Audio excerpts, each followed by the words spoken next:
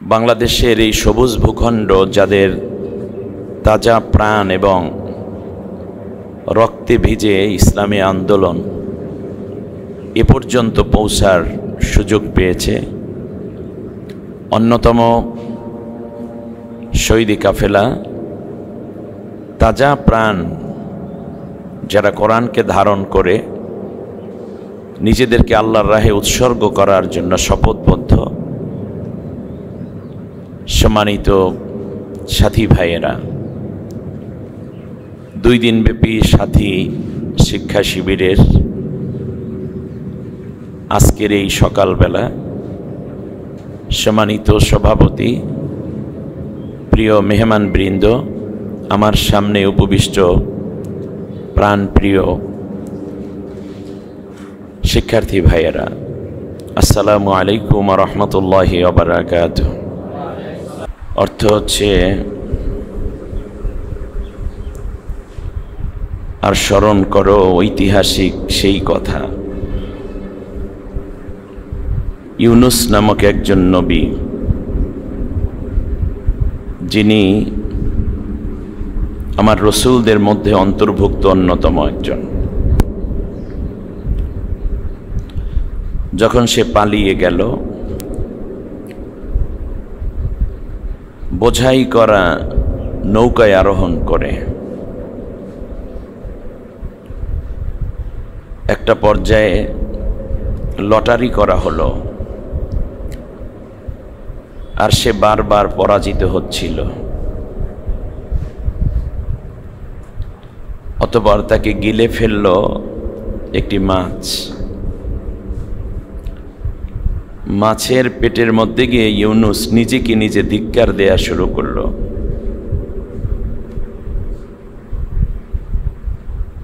সে যদি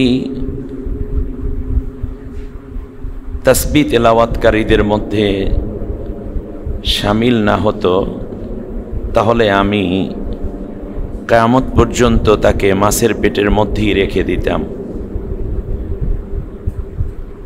অবশেষে আমি তাকে উদ্ধার করলাম, তাকে নিক্ষেপ করলাম চরম দুর্বল রুগ্ন অবস্থায় তৃণলতাহীন প্রান্তরে।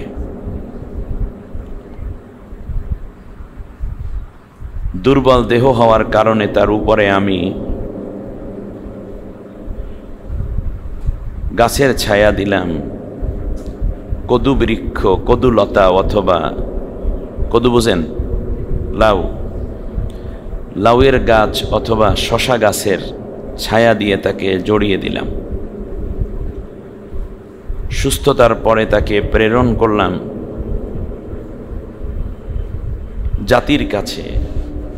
জাতির লোকদের সংখ্যা ছিল 1 লাখের চেয়েও কিছু সংখ্যক বেশি।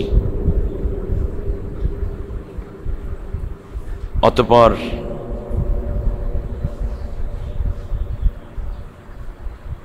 আমি তাকে নির্দেশ দিলাম, তুমি এ জাতির নিকটে যাও এবং তাদেরকে আমার ঈমানের কথা শিক্ষা দাও। একটা পর্যায়ে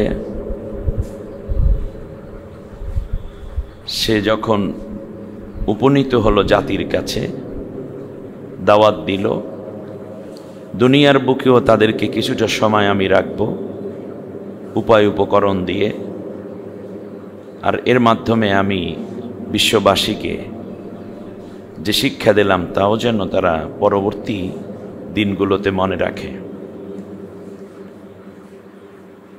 বারাকাল্লাহু লানা ওয়া লাকুম ফিল কোরআনিল আযীম। اللهم اغفر لنا ولوالدينا ولجميع المؤمنين والمؤمنات يوم يقوم الحساب.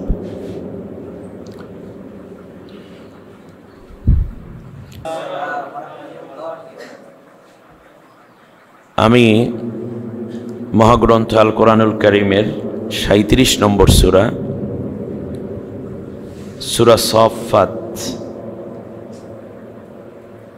এখান থেকে তিলাওয়াত করেছি। 139 নম্বর আয়াত থেকে ধরে 148 নম্বর আয়াত পর্যন্ত কোরআনের 23তম পারা এই সূরাটি আছে। সূরা ইয়াসিনের পরের সূরাই এইটা। মোট 9টি আয়াত আমি আপনাদের উদ্দেশ্যে তিলাওয়াত করে তার সরল অনুবাদ করার চেষ্টা করেছি। সূরাটি মক্কায় অবতীর্ণ। মোট আয়াত আছে 182টি, রুকু আছে 5টি। রাসূল সাল্লাল্লাহু আলাইহি ওয়াসাল্লাম যখন মক্কাতে কোরআনের দাওয়াত দিচ্ছিলেন, সে সময় এমন একটি অবস্থা তৈরি হয়ে গেল যে রাসূল সাল্লাল্লাহু আলাইহি ওয়াসাল্লাম কতিপয় সাহাবীকে এবং সাহাবিয়াকে আবিসিনিয়ায় পাঠালেন। আর আকাবার শপথ হওয়ার কারণে রাসূল সাল্লাল্লাহু আলাইহি ওয়াসাল্লাম কিছু সংখ্যক সাহাবীকে মদিনায় হিজরত করার অনুমতি দিলেন,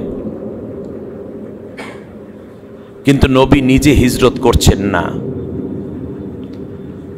তখন নও মুসলিম যারা সাহাবী ছিলেন তারা বলা শুরু করলো যে রাসূল, আপনি যদি হিজরত করতেন তাহলে আমাদের হিজরত করাটা সহজ হয়ে যেত।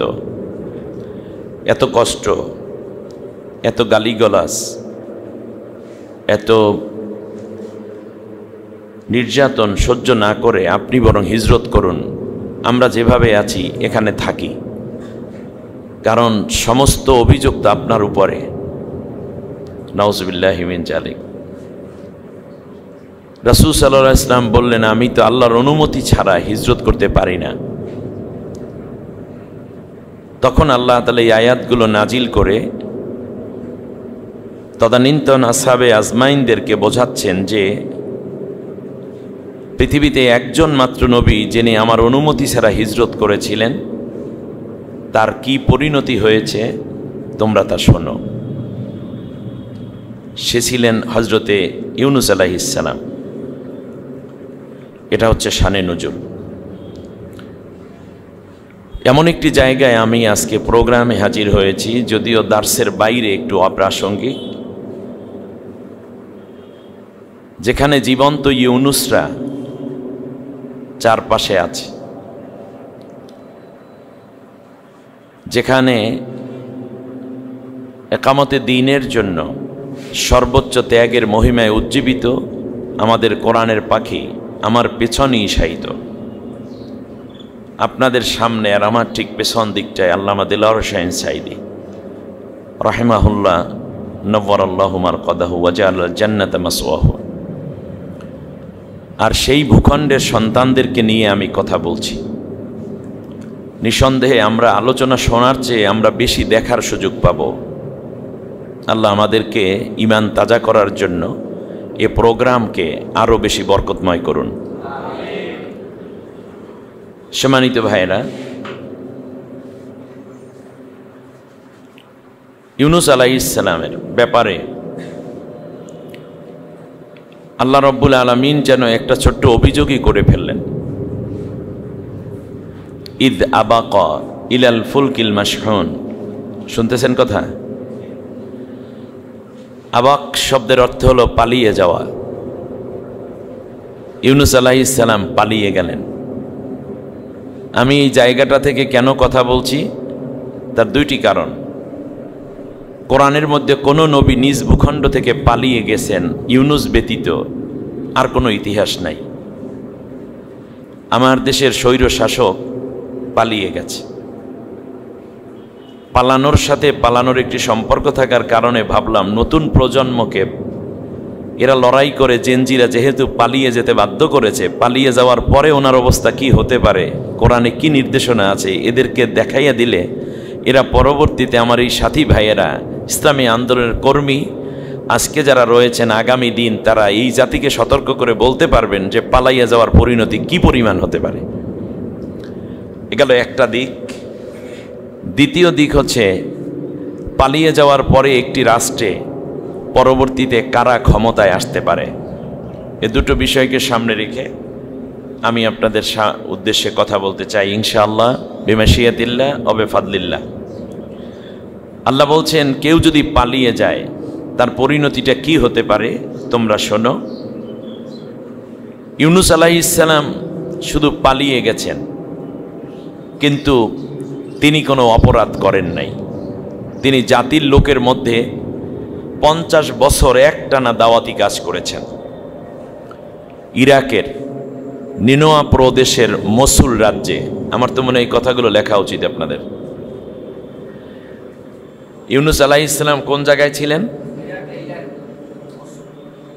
নিনোয়া প্রদেশ, মসুল রাজ্য।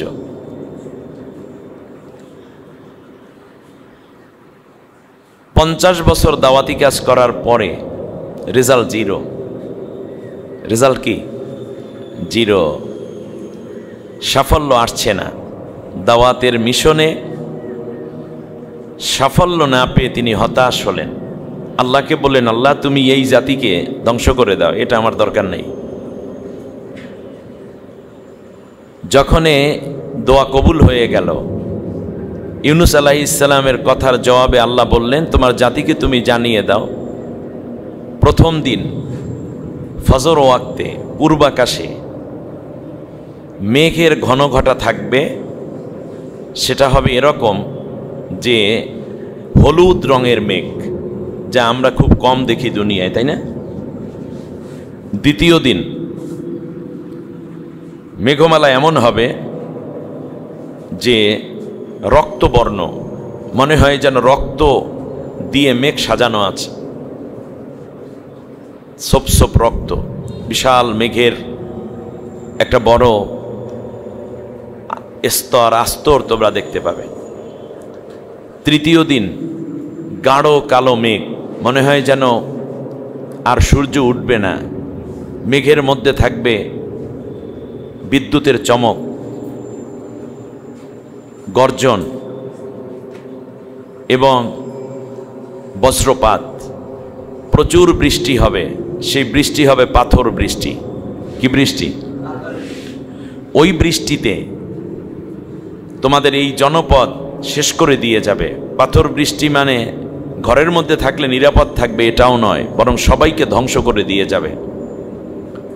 কথা শুনে জাতির লোকেরা প্রাথমিকভাবে ইউনুস পয়গম্বরের কথা বিশ্বাস করেনি। পরবর্তীতে তারা যখন দেখলো রাত যত গভীর হচ্ছে, পূর্বাকাশ আস্তে আস্তে অন্য কালার ধারণ করছে, জাতির লোকগুলো দৌড়ে চলে আসছে ইউনুসের বাড়িতে। কিন্তু ইউনুস আলাইহিস সালাম ততক্ষণে জাতির লোককে ফেলে দজলা নদী পার হয়ে তিনি ওপারে চলে যাচ্ছেন। কিনারে এসে যখন তিনি কিস্তিতে আরোহণ করলেন, জাতির লোকের আসলো ইউনুস পয়গম্বরের বাড়িতে, পয়গম্বর আমরা মাপ চাই, আল্লাহর কাছে বলুন আল্লাহ যেন আমাদেরকে মাফ করে দেন, আমরা সত্যিকারার্থী ভুল করেছি। কিন্তু কার কথা কে শোনে? ইউনুস পয়গম্বর সেখানে নাই। একটা পর্যায়ে ইউনুস আলাইহিস সালাম চলে যাচ্ছেন, আর জাতির লোকেরা শেষ পর্যন্ত যেহেতু ইউনুস আলাইহিস সালাম নাই, ঘরের ভিতর ঢুকে দেখি ইউনুস নাই, কিন্তু গজব থেকে বাঁচতে হবে, তখন তারা নিজেরাই আল্লাহ রব্বুল আলামিনের কাছে চোখের পানি ছেড়ে তওবা করলেন। তাহলে বোঝা যায় পৃথিবীতে নেতা না থাকলেও কর্মীরা যদি সক্রিয় থাকে, তাহলে কর্মীদেরকে হেফাজতের দায়িত্ব আল্লাহ তাআলা নিয়ে নেন। যদি সময়ের প্রেক্ষাপটে নেতৃত্বের জায়গায় নেতা যদি দুর্বল হয়, কর্মীদের আবেগ যদি বেশি হয় এবং ভালোবাসা আনুগত্য যদি আল্লাহ পছন্দ করেন, কোনো ক্ষেত্রে আল্লাহ তাআলা এটা করে নেন। তবে এটা ছিল একমাত্র এক্সেপশনাল ইউনুস পয়গম্বরের জন্য।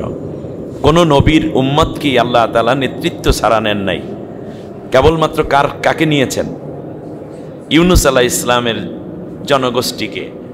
আল্লাহ তাআলা সেই কথাটা চমৎকার করে অন্য আয়াতে বলেছেন, ফালাউলা কানাত করিয়াতুন আমানাত ফানাফাআহা ঈমানুহা ইল্লা কওমা ইউনুস। পৃথিবীর বুকে ইউনুস ব্যতীত অন্য কোনো মানুষের ঈমান নবী ছাড়া আমি কবুল করেছি এই দৃষ্টান্ত আর নাই। সুবহানাল্লাহ। লাম্মা আমানু, যখন তারা ঈমান আনলো, কাশাফনা আনহুম আযাবাল খিজি ফিল হায়াতিদ দুনিয়া, যেহেতু তাদের ঈমানের অবস্থাটা আমি আল্লাহ স্পষ্ট ছিলাম, এজন্য আমি আল্লাহ তাআলা তাদেরকে দুনিয়ার যত আযাব ছিল, লাঞ্ছনা ছিল, সব কিছু থেকে আমি আল্লাহ তাদের জাতি, আমি এই পুরো জাতিটাকে বাঁচাইয়া দিয়েছি। সুবহানাল্লাহ।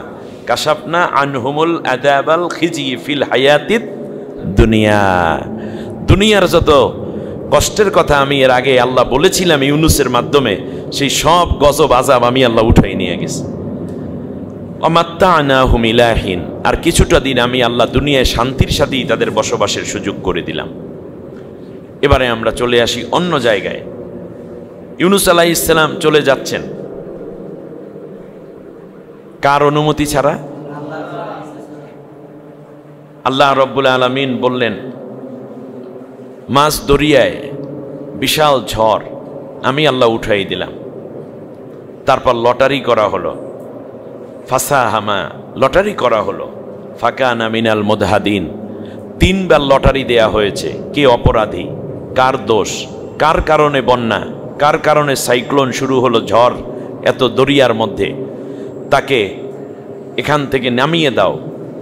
যখন এই কথাগুলো বলা হলো, 3 বার লটারি হলো, আল্লাহ তাআলা বললেন, আমি আল্লাহ তাআলা কি করলাম, মুদহাদিন বাড়িয়ে দিলাম, 3 বার ইউনুস পরাজিত হলো।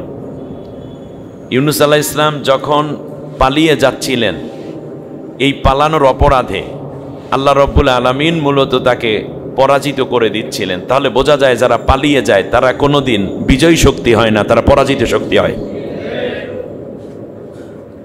এটা কার কথা? আল্লাহ তাআলার কথা। একটু এক্সপ্লানেশনে আসি।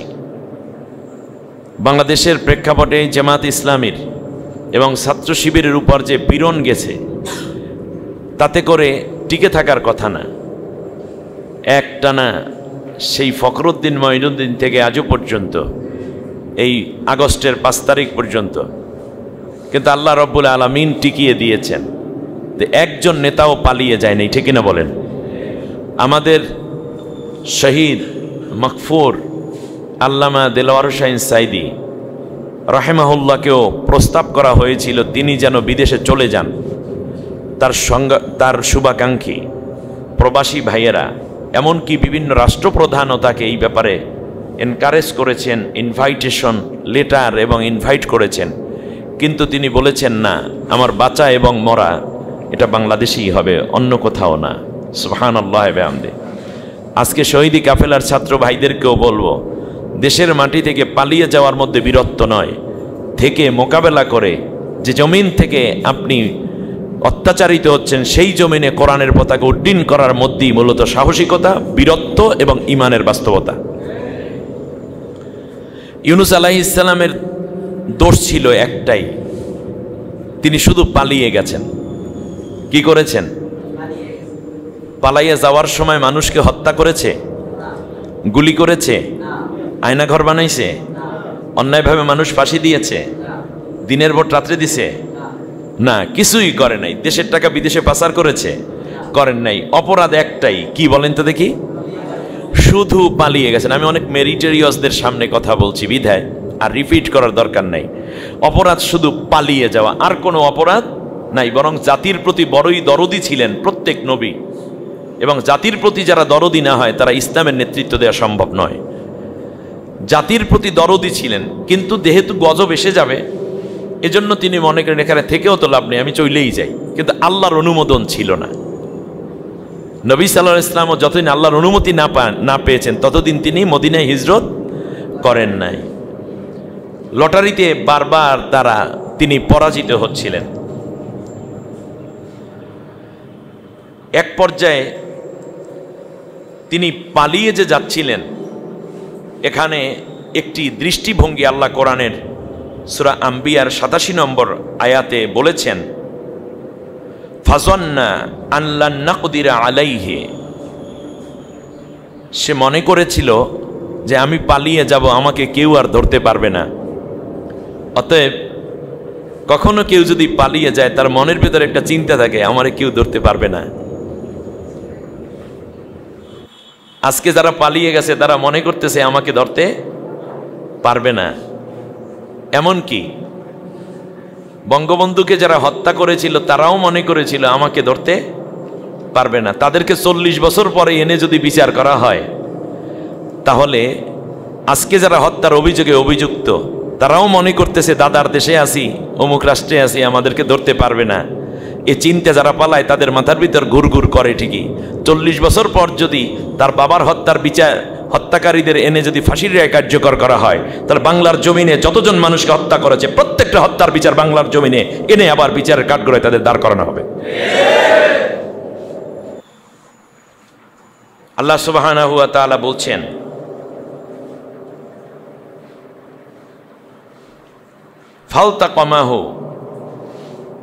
ফালতাকামাহুল হুতু ওয়া হুয়া মুলিম। যেহেতু সে পরাজিত হয়েছে তখন তাকে মাছে গিলে ফেলছে। সমুদ্রের মধ্যে কি পাবে? মাছ ছাড়া আর কি আছে? ইউনুস আলাইহিস সালামকে মাছের মধ্যে, পেটের মধ্যে ফেলে দেয়া হলো। মাছ হা করে আছে। ইউনুস আলাইহিস সালামের দেহটা 62 হাত লম্বা। ইরাকে নিনোয়ায় তার লাশ এখনো আছে। কয় হাত? কয় গজ হয় তাতে? 31 গজ, 62 হাত লম্বা। তার হাতের তিনি 3.5 হাত, কিন্তু তার কবরটা 62 হাত লম্বা। হযরতে ইউনুস আলাইহিস সালাম পুরো মাছ ইউনুস পয়গম্বরকে গিলে ফেলেছে। গিলে ফেলার পরে আল্লাহ রাব্বুল আলামিন অন্য আয়াতে বলছেন যে শুধু মাছটাকে গিলেছে এটা না, সেই মাছটাকে অন্য একটা মাছে গিলেছে। সুবহানাল্লাহ। কাল কয় ইউনুস আলাইহিস সালামকে ফালতাকামাহুল হুত, তাকে মাছ গিলে ফেললো, আর সেই মাছটাকে আবার অন্য একটা মাছে গিলেছে। সব মিলে মোট 4টা অন্ধকার ইউনুস আলাইহিস সালাম। আল্লাহ রাব্বুল আলামিন বলতেছেন, শোনো, ফানাদা ফি জুলুমাত, জুলুমাতুন বহু বচন, ফানাদা ফি জুলুমাতিন, 4টি অন্ধকার। একটি ছিল রাতের অন্ধকার, অমাবস্যার রাত ছিল ওটা। দ্বিতীয় হলো পানির অন্ধকার, পানির ভেতরের অন্ধকার। তৃতীয় হচ্ছে প্রথম মাসের অন্ধকার। চতুর্থ হলো দ্বিতীয় মাসের অন্ধকার। এই 4টা অন্ধকারের মধ্যে আমার ইউনুস পড়ে গেল। অ্যাজ এ রেজাল্ট সেটা হচ্ছে ইউনুস আলাইহিস সালাম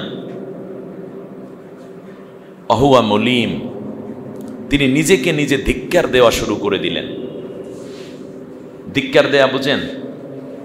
নিজে অপরাধে নিজে ধিক্কার দেয়া, অর্থাৎ তিনি বুঝতে পেরেছেন এটা আমার অপরাধ হয়েছে। অপরাধ কি করেছেন? পালিয়ে গেছেন। শব্দটা বলেন, আবাক শব্দ কোরআনে আসছে তো এই জন্য ডাইরেক্ট বলা যায় আবাক, তিনি পালিয়ে গেলেন। তো এখন ধিক্কার দিচ্ছেন যে ছি, হয়তো এভাবেই বলছেন, আমি আল্লাহর হুকুম ছাড়া এখান দিয়ে চলে গেলাম, আমার জাতিকে রেখে আমি পালিয়ে গেলাম। আমার আল্লাহ তো আমাকে চলে যেতে বলেন নাই, কিংবা আমিও তো আল্লাহর কাছে বলে চলে যাইনি। আমার জাতিকে এভাবে রেখে আমি চলে গেলাম, এটি ঠিক হয়নি। আমি এমন কেন?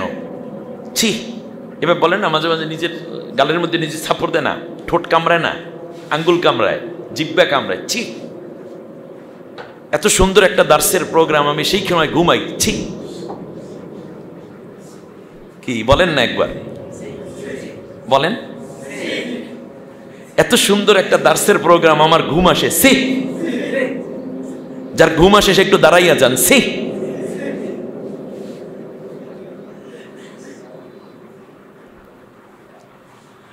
আল্লাহ রাব্বুল আলামিন বলছেন, ইউনুস নিজেকে নিজে ধিক্কার দিল। অপরাধ ছিল একটাই, শুধু পালিয়ে যাও। আর অন্যায়ভাবে ক্ষমতায় থাকা, মানুষ হত্যা করা, আয়না ঘর বানানো, নির্দোষ মানুষকে ফাঁসি দেয়া, পুরোপুরিভাবে একটি জাতিকে একটা জেলখানার মধ্যে মনে হয় যেন আটকে রাখা, অবৈধভাবে ক্ষমতায় থাকা, মানুষ হত্যা করা, 28শে অক্টোবর শাপলা চত্বর, পিলখানা, শেষে গণহত্যা। এরপরেও বলে আমার দোষটা কি? জোরে বলেন, আরো জোরে বলেন। আল্লাহ রাব্বুল আলামিন বলছেন, ফালাউলা আন্নাহু কানা মিনাল মুসাব্বিহিন। মাছের পেটে ইউনুস যখন চলে গেল, সমুদ্রের বড় বড় মাছগুলোর একটা বিশেষ বৈশিষ্ট্য আছে। সেটা হচ্ছে তাদের পেট যখন ভরে যায় অথবা তারা যখন ডিম দিতে চায় বা বাচ্চা দিতে চায়, তখন সমুদ্রের একেবারে অতল তলে ডুবে যায়। সমুদ্রের পানিগুলো তিনটা স্তর, আপনারা জানেন। উপরের ভাগে স্রোত মানে ঢেউ থাকে, মাঝের ভাগে থাকে স্রোত, আর শেষের পানিটা একেবারে শান্ত। এই তিনটা ভাগ আল্লাহ সমুদ্রের পানিকে করেছেন, সুবহানাল্লাহ বলেন। কারণ আপনারা দেখবেন National Geographic channel, animal plant ইত্যাদিগুলোতে আপনার ডিসকভারি, এতে দেখতে পাবেন যে সমুদ্রের তলে মানুষ চলে গেছে, কোনো স্রোত নাই, অথচ ওই পর্যন্ত যেতে তার অনেক কষ্ট হয়েছে। একটা স্তর নিচে যখন চলে যায়, যেমন উপরের দিকে আল্লাহ রব্বুল আলামিন ল অফ গ্র্যাভিটেশন যেটা করেছেন, মধ্যাকর্ষণ শক্তি, এর পরে কিন্তু আর কোনো শক্তি নাই, একেবারে কি স্থির। আপনি ডায়েরিটা এভাবে রেখে দেবেন, এভাবেই থাকবে।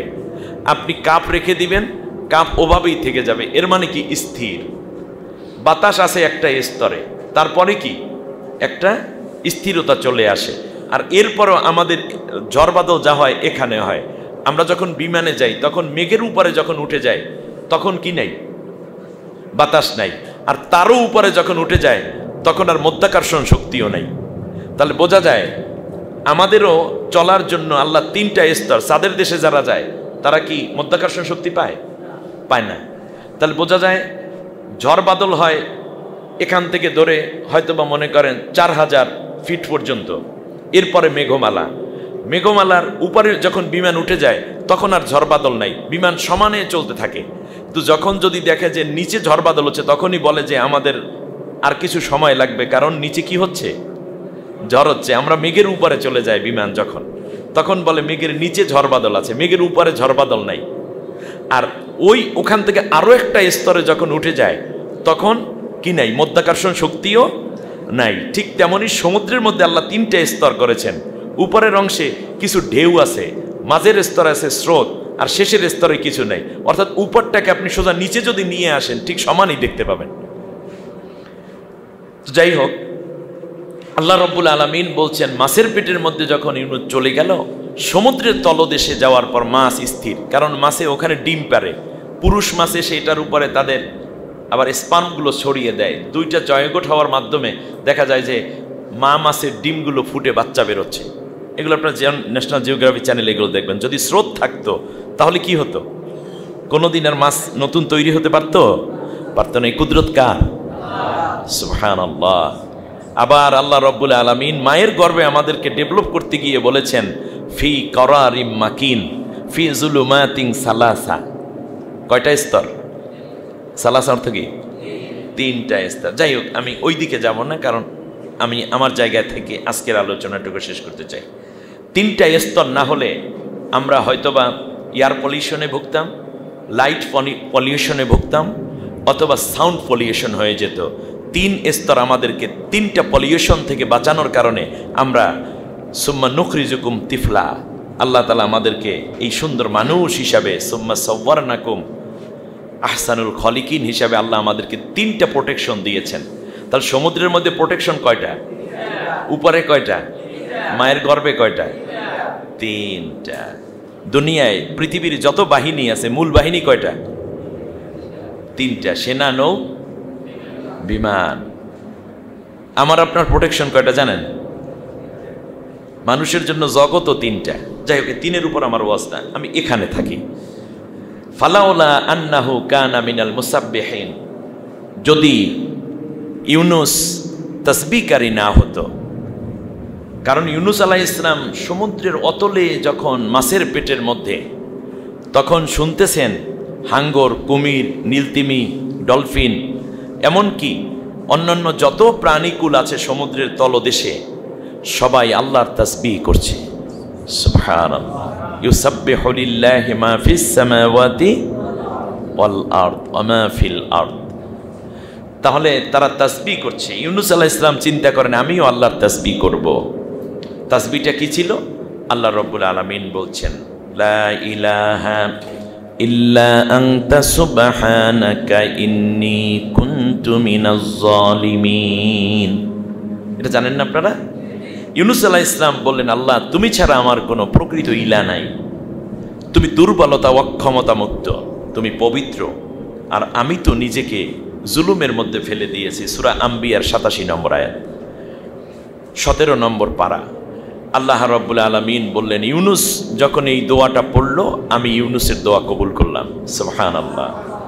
ফাস্তাজাবনা লাহু আনাজ্জাইনাহু মিনাল গাম্মি ওয়া কাযালিকা নুনজিল মুমিনিন। আমার ইউনুস আমাকে ডাকলো আর আমি তার ডাকে জবাব দিলাম, সাড়া দিলাম। সুবহানাল্লাহ। ইউনুস আলাইহিস সালাম কোথায় বলেন তো দেখি এখন? শুধু মাছের পেটে না, মাছের পেটের মধ্যে। কয়টা পেট? 2টা পেট। আর ওই মাছের পেট মনে হয় আমাদের দেশের বোয়াল মাছের পেটের মতো। কত পুরো? এই অলের সমান পুরো হবে। এছাড়া তো হওয়ার কথা না। একটা নীলতিমি ধ্বংস হইতেই লাগে 100 বছর, মারা যাওয়ার পরে ওটা শেষ হতে লাগে 100 বছর। এবারে আসেন ইউনুস আলাইহিস সালাম এতগুলো স্তর, এরপরে সমুদ্রের তলদেশ, উপরে বিশাল পানি জলরাশি, তার মধ্যে স্রোত আছে, উপরে ঢেউ আছে, তারপরে আল্লাহর আরশ। ওখানে বৈশা গোপনে গোপনে ইউনুস আলাইহিস সালাম ডাকেন, আর সেই ডাকও যিনি শোনেন তার নাম কি? আল্লাহ। তাহলে আপনার চিৎকার করে ডাকতে হবে কেন? উদউ রাব্বাকা তাদাররুয়ান ওয়া খিফাতান দুনাল জাহরি মিনাল কওলি বিল গুদুওয়ি ওয়াল আসাল। তুমি আস্তে আস্তে অনুচ্চ স্বরে ভীত সন্ত্রস্ত হয়ে আল্লাহ তাআলাকে ডাকো। সুবহানাল্লাহ। এবারে আল্লাহ তাআলা বললেন যে ইউনুসের মতো বিপদগ্রস্ত হয়ে কেউ যদি আমাকে নিবৃতে গোপনে সংগোপনে এভাবেই ডাকে কিয়ামত পর্যন্ত আমি তাদেরকে উদ্ধার করতে থাকব। এমনি করে মোমেনদেরকে আমি উদ্ধার করে থাকি। সুবহানাল্লাহ বলেন। আজ খুব মনে পড়ে আরমান ইবনে কাসিম, আবুল কাসেম ভাইয়ের ছেলে আরমান ব্যারিস্টার, মরহুম অধ্যাপক গোলাম আজম সাহেবের ছেলে আমান আজামি সহ আমাদের যে ভাইয়েরা মাজলুম ব্যবসায়ী এবং অন্যান্য রাজনৈতিক দলের নেতৃবৃন্দ যাদেরকে আয়না ঘরে রাখা হয়েছে, তারা মনে হয় যেন ইউনুস আলাইহিস সালামের মাছের পেটের মধ্যে যেই কষ্টটা ছিল তার চেয়ে কম কষ্টে তারা ছিলেন না। আর ওই কষ্টের মধ্যে থেকে তারা চোখের পানিতে নহর বসাইয়ে দিয়েছে একমাত্র আল্লাহ তাআলাকে ডাকার কারণে। আল্লাহ তাদেরকে বাঁচাই দিয়েছেন। কারণ ওয়াকাযালিকা নুনজিল মুমিনিন, আল্লাহর ওয়াদা আছে যে আমি মোমেনদেরকে এভাবে উদ্ধার করব। অতএব ইসলামী আন্দোলন নেতৃবৃন্দকে বলি, আজকে ফিলিস্তিনে যাদেরকে হত্যা করা হচ্ছে, ফিলিস্তিনের মুজাহিদগণ ঠিক এভাবে আল্লাহ তাআলা কি ডাকছেন শিশু কিংবা কোনো এক গুহার মধ্যে বসে। নিঃসন্দেহে তাদের বিজয়ের জন্য আল্লাহর রহমতের ফেরেশতা কিংবা প্রয়োজন আরেকবার আবাবিল আসবে। ফিলিস্তিন কোনোদিন পরাজিত শক্তির নাম নয়, ফিলিস্তিন থেকেই মুসলমানদের বিজয়ের পতাকা প্রথম উড্ডীন হবে। এ ব্যাপারে সরাসরি কোরআনে ইঙ্গিত আছে, হাদিসে স্পষ্ট বর্ণনা আছে। আল্লাহ তাআলা বলছেন ফালাউলা আন্নাহু কানা মিনাল মুসাব্বিহিন, ইউনুস যদি আমাকে না ডাকতো লালাবাথা ফি বাতনিহি ইলা ইয়াউমি ইউবআসুন, আমি আল্লাহ তাআলা তাকে কিয়ামত পর্যন্ত মাছের পেটের মধ্যেই রেখে দিতাম। তাহলে কবরটা হতো কোথায়? মাছের পেটে। বেঁচে গেলেন কেন? আল্লাহর তাসবিহ পড়ার কারণে, আল্লাহকে স্মরণ করার কারণে। অতএব বিপদে আপদে সবসময় আমরা কাকে স্মরণ করব? আল্লাহ তাআলাকে। এবারে বেসিক আরেকটা বিষয়, সেটা হচ্ছে আমরা এখন শুনতে পাচ্ছি, এদিকে তাকান, আমরা শুনতে পাচ্ছি তিনি আবার ফিরিয়ে আসিবেন চট করে। পোলাপাইন রেডি আছে, কট করে ধরে ফেলবে, ঠিক না? কিন্তু কোরআনের দৃষ্টিভঙ্গিটা দেখুন, পালালেন কিন্তু কোনো অপরাধ করে পালান নাই। পালানোটাই অপরাধ ছিল, আর উনি পালিয়েছেন অপরাধ করে পালিয়েছেন। এক। দ্বিতীয় পার্থক্য হলো তিনি এখন তসবিহ পড়েন না, তিনি ষড়যন্ত্র করেন। কথা বলেন, কি করেন? ষড়যন্ত্র করেন। আর তিনি মাছের পেটে না, তিনি আছেন কচ্ছপের পেটে। যেখানে গেছে ওখানের মানুষেরা কি খায়? পৃথিবীতে অনেক প্রাণী আছে যারা স্বাভাবিকভাবে খাওয়ার পরে বমি করতে পারে। বোয়াল মাছও কিন্তু পেটের খাবার বাইরে নিয়ে আসতে পারে, জানেন কিনা? তিমি মাছ পারে, বাদুর পারে, সাপ পারে, এরপর বিড়াল, কুকুর, এগুলো খাওয়ার পরে কি করতে পারে। কিন্তু কচ্ছপ এমন এক প্রাণী যা খাইতে পারে, জীবনে বমি করতে পারে না। ভাগ্যটা ভালো, বাংলাদেশটা কচ্ছপওয়ালাদের পেটের ভিতর ঢোকে নাই। একবার ঢুকলে 100 বছরে বের হতে পারতেন না, যার সুবে সাদে খাওয়া অসম্ভব ছিল।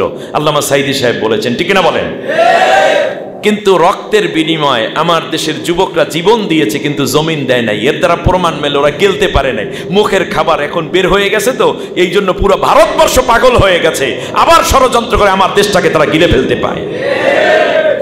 বারবার গেলার সেই ষড়যন্ত্র আছে, কিন্তু এইবার আর গিলতে পারবে না, কারণ আমরা চারপাশে কাটা লাগাইছি, যাতে করে আর গেলার সুযোগ। প্রয়োজনে রমজান মাসে শুধু দিনের বেলা না খেয়েছি।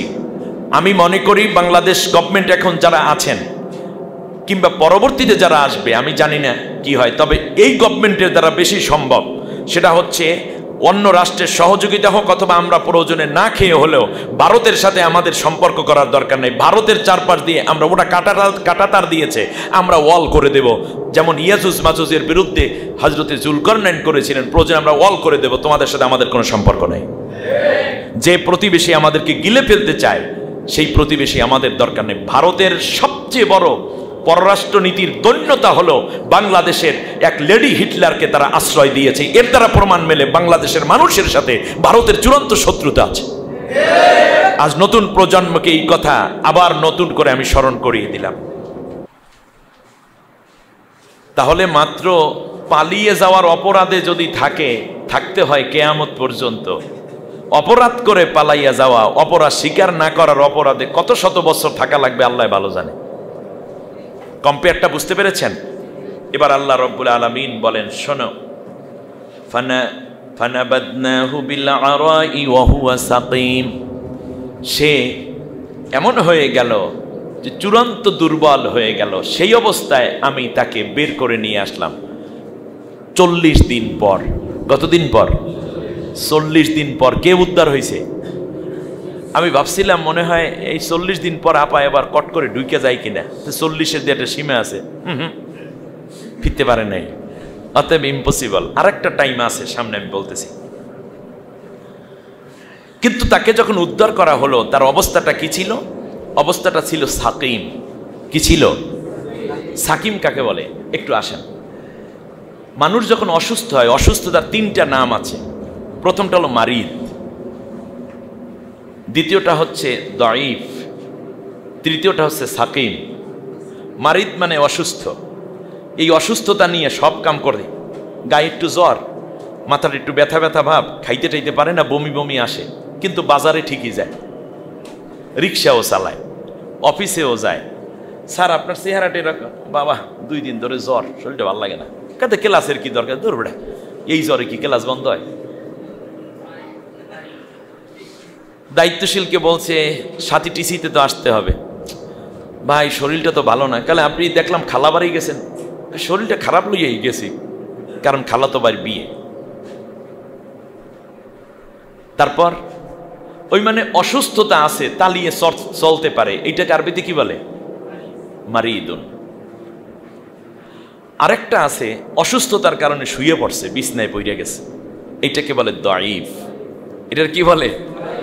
এই ও ধৈর্য উঠান লাগে, বাবা একটু ওঠেন, এই 2 ভাত আনছি, রুটি আনছি। ও আচ্ছা ঠিক আছে, ওইটা ধৈর্য বসাইছে, একটু হেলান দিয়ে বসছে। তারপরে এই নিজে নিজে ধৈর্যও খাইতে পারে, আবার কখনো কখনো খাওয়াইয়াও দেওয়া লাগে, কিন্তু খাওয়া দাওয়া ঠিকই চলে, কথাবার্তাও চলে। এইটারে কি বলে? দাঈফ। বাথরুমে গেলে ওই একলাও যায়, আবার মাঝে মাঝে নাতির কাঁধে ভর দিয়েও যায়। ঠিক আছে কিনা? এটার আরবিতে কি বলে? দাঈফ। দারসুল কোরআনের মধ্যে খাওয়ান দেওয়ার কি দরকার ছিল? খুব নিডেড। এটাকে আরবিতে কি বলে? দাঈফ। মানে হচ্ছে অন্যের সহযোগিতা নিয়ে দাঁড়াতে হয়, চলতে হয়, এত অসুস্থতা। এটাকে আরবিতে কি বলে? দাঈফ। আর সাকিম হইল অন্যে যদি ধৈর্যও রাখে, অন্যে যদি খাওয়াইয়া দেয়, তাহলে খাইতেও পারে না, অন্যে ধৈর্যও দাঁড় করতেন না, টুল্লুরাইয়া ফরিয়া যায়। বরিশালের ভাষায় টুল্লুরাইয়া ফরিয়া যায়। এত দুর্বল যেটা, সেইটাকে বলে সাকিম। এর দ্বারা আল্লাহ তাআলা বুঝাই দিয়েছেন, আমার ইউনুসকে মাছের পেট থেকে বের করার পরে কেউ যে ধৈর্য দাঁড়া করাইবে এটাও সম্ভব ছিল না। সুতরাং মনে রাখবা, যারা পালাইয়া যায় তারা অপরাধ না কইরা পালানোর পরেও ইউনুস পয়গাম্বরকে আমি সাকিম বানাই দিয়েছিলাম। সুতরাং অপরাধ কইরা যেহেতু পালাইছেন আপনি, সুতরাং আপনার দল, আপনি, আপনার বোন, আপনার ছেলে মেয়ে যে যেখানে আছে, কোনোদিন ভারত আর বাস দিয়েও খাড়া করতে পারবে না। তার কারণ এটা পরিয়ে যাওয়ার জিনিস, এটা আর দাঁড়াবার জিনিস নাই। এটা সাকিম হইয়া গেছে। বলেন কি হইয়া গেছে? সাকিম। একটু হাসি দেন না, আলহামদুলিল্লাহ। বলেন কি?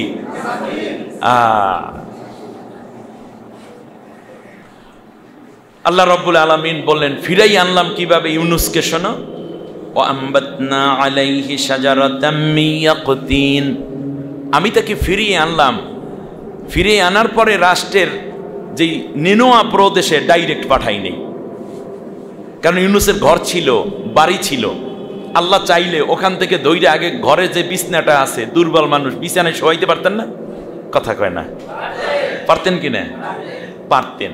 কিন্তু আল্লাহ রাব্বুল আলামিন বলেন এই পালাইয়া যারা যায় তাদেরকে ফিরাইয়া আনলেও আমি আল্লাহ প্রথমে শোয়াইয়া দেই গাছতলায়।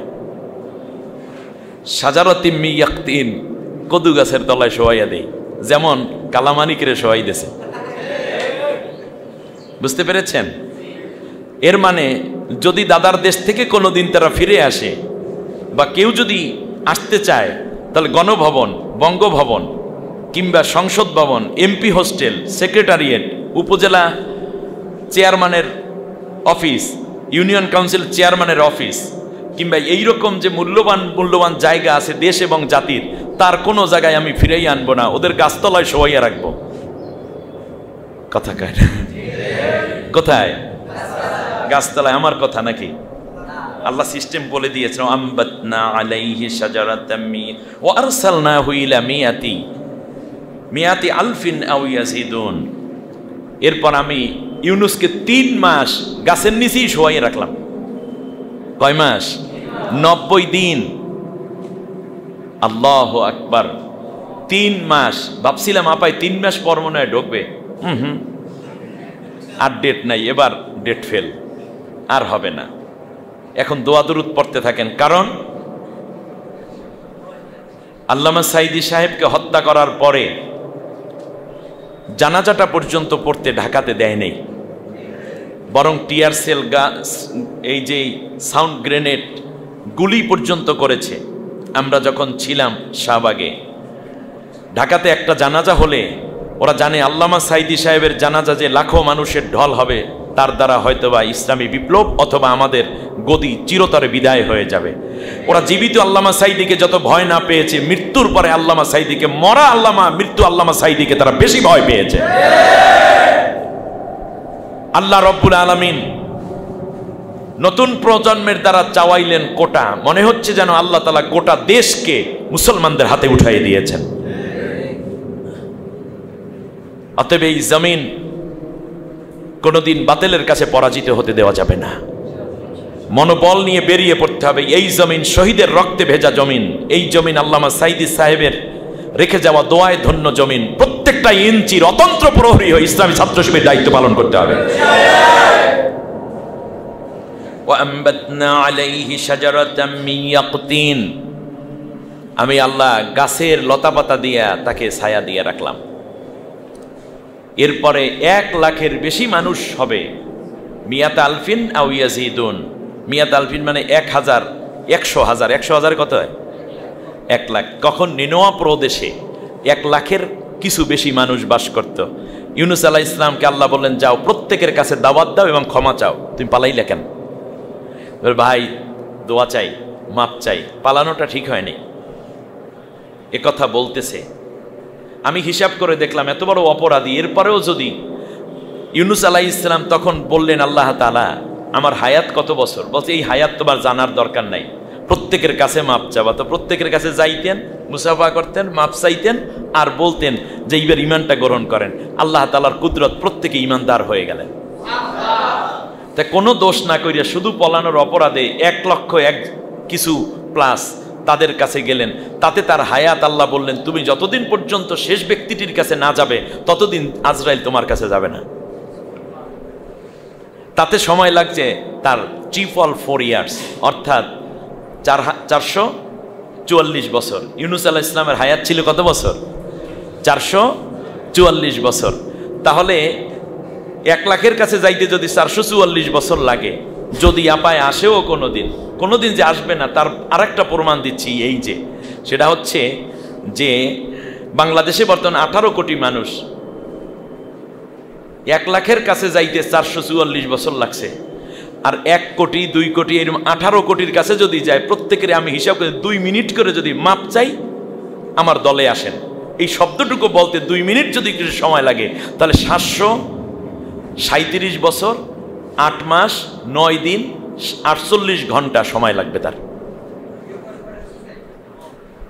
হিসাব করে দেখেন এখন, তাহলে বোঝা যায় এটা কি কোনোদিন সম্ভব? অতএব এখনো যারা বলে যে আপা আসিবেন, ওনারা বোকার স্বর্গে বাস করে। আল্লাহ রব্বুল আলামিন বললেন, পরবর্তীতে আমি আমার ইউনুসকে উদ্ধার করে নিয়ে আসলাম।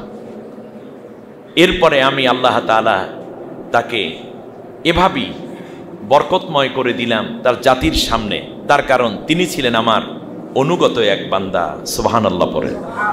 এরপর আল্লাহ বলছেন, সালামুন আলা ইউনুস, ইউনুসের উপরে আমার শান্তি বর্ষিত হোক। সুবহানাল্লাহ।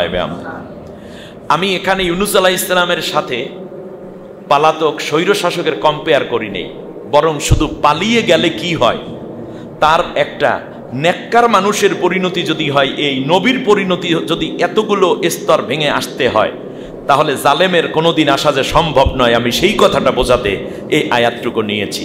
কথা ক্লিয়ার কিনা? এখন কারা আসবে এই ভূখণ্ডে ক্ষমতায়?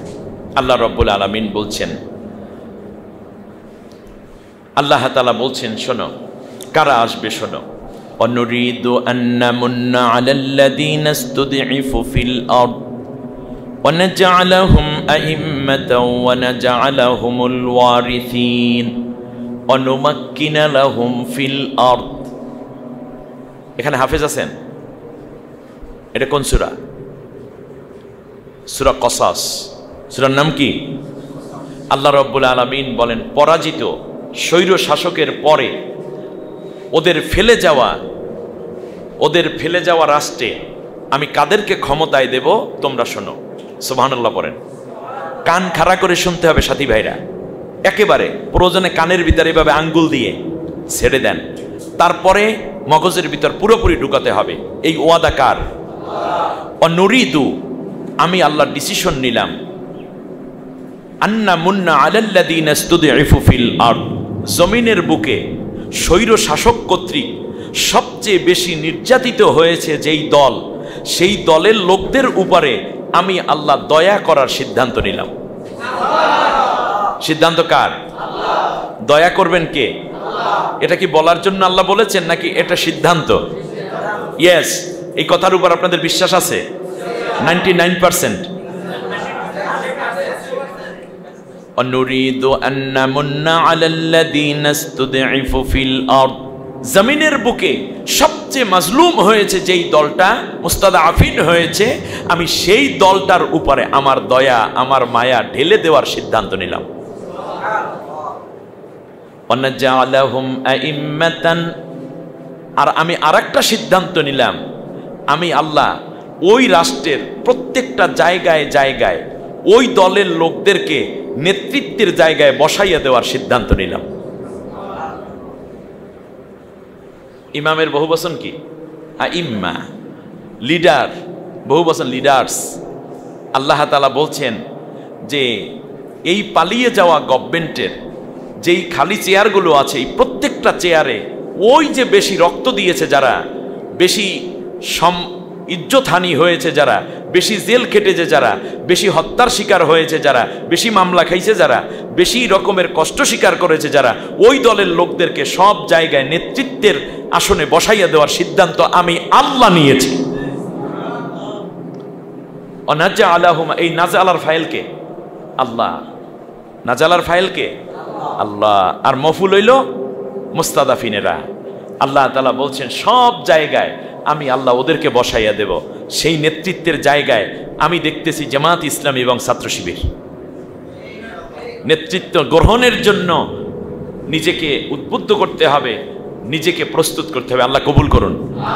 এবং এই জাতির নেতৃত্ব দেওয়ার জন্য এই গোষ্ঠী এবং এই সম্প্রদায়ের বাইরে সৎ, যোগ্য এবং ইন্টেলেকচুয়ালিটি, পাঞ্চুয়ালিটি, মডেস্টি, হিউম্যালিটি, যতগুলো ভার্সু বলতে আমরা যা বোঝাই, এটা কেবলমাত্র সবচেয়ে বেশি এগিয়ে আছে এই ছাত্র শিবিরের ভাইয়েরা, জামাত ইসলামীর ভাইয়েরা। আরও বাইরে আছেন, কিন্তু এরা একেবারে নেতৃত্বের চূড়ান্ত জায়গাটিতে উন্নীত হয়ে আছে। রাসূল সাল্লাল্লাহু আলাইহি ওয়াসাল্লাম বলেছেন, ফাত্তাবিউ সিওয়াদ আল আযম ফাইন্নাহু মান শাদ্দা শাজ্জা ফিন্নার। একটি রাষ্ট্রের মধ্যে যেই দলটি সবচেয়ে বেশি এগিয়ে আছে কোরআনের বিধান কায়েমের ক্ষেত্রে, তোমরা সেই দলকে বিজয় দেবে, সেই দলের অনুসরণ করবে। তবে মনে রাখো, কেউ যদি ফতুয়া দিয়া অমুক হুজুরে, অমুক পীর, অমুক বুজুর্গ, অমুক মুরব্বী, অমুক সাংবাদিক, অমুক বামপন্থী, অমুক রামপন্থীরা কি কি বলল, যদি তারা উল্টাপাল্টা কথা বলে এবং এই কারণে যদি কিছু লোক ভ্রষ্ট হয়ে আগামীর পার্লামেন্টও আল্লাহর কোরআনের পার্লামেন্ট না হওয়ার সুযোগ পায়, সাজ্জা ফিন্নার। মনে রাখো, যাদের কারণে এই ইসলামের কোরআনের বিজয় হলো না, তারা জাহান্নামে যাবে। এটা জামালউদ্দিনের বক্তব্য। এটা কার বক্তব্য? আল্লাহ তাআলার। অতএব বোঝা যাচ্ছে, দিন বিজয়ের ক্ষেত্রে, কোরআনের বিধান প্রতিষ্ঠার ক্ষেত্রে যেই দলটি সবচেয়ে বেশি এগিয়ে আছে, তাকে আরেকটু এগিয়ে কোরআনের বিধান কায়েমের জন্য কাজ করে যেতে হবে। অতএব আমি মনে করি বাংলাদেশের প্রেক্ষাপটে অন্যান্য ইসলামিক দল আছেন এবং অন্যান্য পীর মাশায়েখরা আছেন, অন্যান্য বিভিন্ন কওমি ভাইয়েরাও আছেন, কিন্তু এগিয়ে আছে যেই দলটা, হাসপাতাল আছে, এমপি হওয়ার যোগ্যতা আছে, চেয়ারম্যান হওয়ার যোগ্যতা আছে, মেম্বার হওয়ার যোগ্যতা আছে, ব্যারিস্টার আছে, উকিল আছে, হাসপাতাল আছে, ইউনিভার্সিটি আছে, মাদ্রাসা আছে, সব ক্ষেত্রে ইন্টারন্যাশনাল রিলেশন আছে, ও বাংলাও জানে, ইংরেজিও জানে, আরবিও জানে, সব মিলাইয়া জিলাইয়া জামাত ইসলামী এগিয়ে আছে বিদায় আমাদের নবীর হাদিস অনুযায়ী এই দলটাকে এগিয়ে নেওয়া আমাদের ইমানি দায়িত্ব, নৈতিক দায়িত্ব। আর যদি এগিয়ে না নিয়ে আবার কোনো ফতুয়ার শিকার দেই, আবার যদি তাদেরকে পিছিয়ে দেই, কোরআনের হুকুমাত কায়েমের ক্ষেত্রে বিজয় দানে যদি আমরা পেছনে থাকি, যারা পেছনে থাকবে তারা জাহান্নামে যাবে। ফামান শাদ্দা শাদ্দাফিন নার ওয়ানাজআলাহুম আইম্মাতা ওয়ানাজআলাহুমুল ওয়ারিসিন। পতিত পালিয়ে যাওয়া সরকারের অবর্তমানে রাষ্ট্রীয় উত্তরাধিকার হিসাবে আমি আল্লাহ তাআলা এই দলটাকে কবুল করে নিয়েছি। সুবহানাল্লাহ। ওয়া নুমাক্কিনা লাহুম ফিল আরদ, জমিনের বুকে আমি আল্লাহ সুবহানাহু ওয়া তাআলা তাদেরকে শক্তিশালী করে দেব। 5 আগস্টের আগে এই জমাতের নেতৃবৃন্দ আর শিবিরের মানে ছাত্র বাইরে এইভাবে প্রোগ্রাম করবে, চিন্তা করা যায়? কি এতক্ষণে কি হইতেন বলেন দেখি? গ্রেপ্তার শুধু, অবস্থা পুরো খারাপ। জামাত শিবির নাম শুনলেই ওদের আতঙ্ক, ভারতেরও আতঙ্ক, ভারতের দালালদেরও আতঙ্ক, মুসলমানদের প্রশান্তির বিষয় এবং জাতি এবং দেশের নিরাপত্তার অতন্ত্র প্রহরী তারা। এই জন্য দেশপ্রেমিকরা জামাত শিবিরকে ভালোবাসে, ভারত এবং তার দালালরাই জামাত ইসলামের বিরোধিতা করে, শিবিরের বিরোধিতা করে, ঠিক না? আল্লাহ সুবহানাহু ওয়া তাআলা বলেছেন, আমি আল্লাহ সুবহানাহু ওয়া তাআলা তাদেরকে উত্তরাধিকার বানাইয়া দিয়া তাদেরকে শক্তিশালী করে দেব। আর তারা যখন শক্তিশালী হবে তখন কি হবে? আল্লাযীনা ও নুমাক্কিনা, সেখান থেকে আল্লাহ আবার অন্য আয়াত বলছেন, আল্লাযীনা ইম্মাক্কান্নাহুম ফিল আরদ, যখন তাদেরকে আমি শক্তিশালী করে দেব, ইউকিমুনাস সালাতা ওয়া ইউতুনাজ যাকাতা ওয়া আমারু বিল মা'রুফি ওয়া নাহাউ আনিল।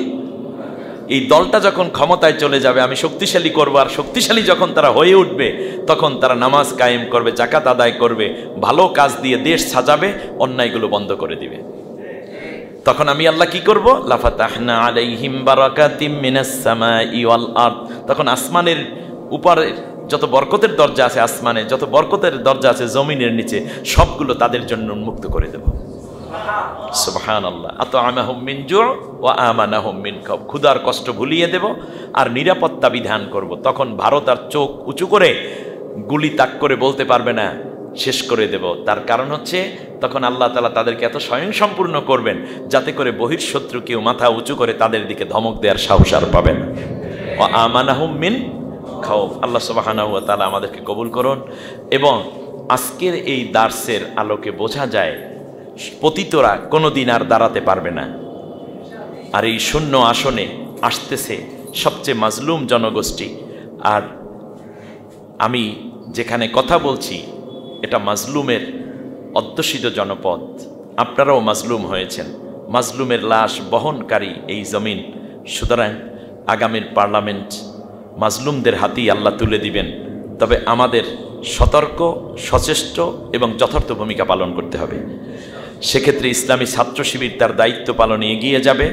আল্লাহর কোরআন এবং নবীর হাদিসকে, নবীর বাণীকে বাস্তবায়ন করানোর মাধ্যমে আগামী দিনগুলো যেন আল্লাহর কোরআন দিয়ে আমরা সাজাতে পারি, সেই স্বপ্ন জানিয়ে আমরা পথ চলছি এটা যেন ছাত্র সমাজের কাছেও পৌঁছে দিতে পারি এবং আগামীর উন্নত, দুর্নীতিমুক্ত, অন্যায়মুক্ত, বৈষম্যহীন একটি সমাজ গঠনের জন্য আল্লাহর কোরআন ভিত্তিক রাষ্ট্র গঠনে আল্লাহ তাআলা আপনাদেরকে আরও বেশি ভূমিকা পালনের তৌফিক দান করুন। আল্লাহ আমাদের সবাইকে আজকের কথাগুলোর উপরে আমল করার মাধ্যমে আগামী দিনগুলোতে আরও সমৃদ্ধ এবং বস্তুনিষ্ঠ বাস্তব পদক্ষেপ গ্রহণ করে যেন এগিয়ে যেতে পারি সেই তৌফিক কামনা করে আমার কথা শেষ করছি। ওমা তৌফিক ইল্লা বিল্লাহ। আসসালামু আলাইকুম ওয়া রাহমাতুল্লাহ।